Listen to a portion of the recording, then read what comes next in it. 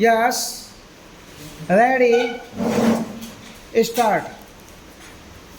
As our chairman reminded you, our neighbors are all the countries of the world. Now, so that we cannot relate our foreign policy just to a few countries around us, but have to think of practically every country in the world and take into consideration all the possible areas of conflict, trade, economic interest, etc. It has been recognized now that if there is a conflict on a big scale anywhere in the world, it is apt to spread all over the world. That is, war has become indivisible and therefore peace is indivisible.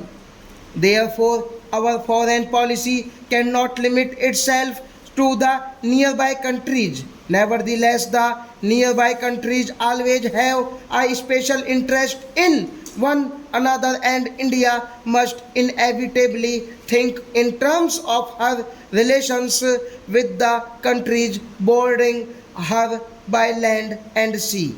What are these countries? If you start from the last Pakistan, I would also include Afghanistan, although it does not touch India's borders, Tibet and China, Nepal, Burma, Indonesia, and Ceylon. In regard to Pakistan, the position has been a very peculiar one owing to the way Pakistan was formed and India was divided, and there have been not only all the upsets that you all know, but something much deeper, and that is a complete emotional upset of all the people in India and Pakistan. Because of this, it is a very difficult thing to deal with, a psychological thing which cannot be dealt with superficially. A year and a half or more has passed, and there is no doubt at all that our relations have improved and are improving. There is also no doubt at all in my mind that it is inevitable for India and Pakistan to have close relations sometime or other in the future. I cannot state when this will take place, but situated as we are with all our past, we cannot really be just indifferent neighbors.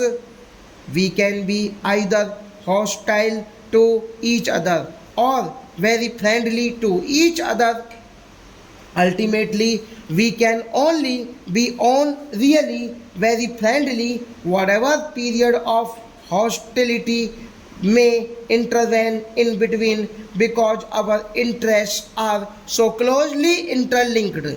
As far as the other countries are concerned, our relations with others are quite friendly.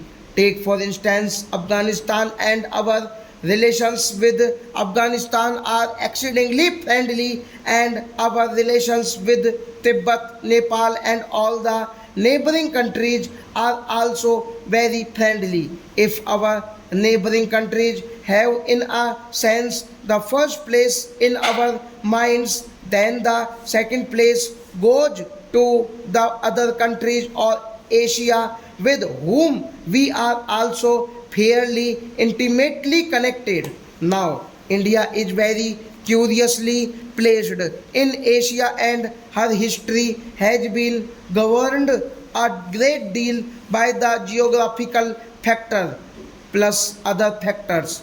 Whichever problem in Asia you may take up somehow or other, India comes into the picture. Whether you think in terms of China or the Middle East or Southeast Asia, India immediately comes into the picture. It is so situated that because of past history, traditions, etc., in regard to any major problem of a country or a group of countries of Asia, India has to be considered.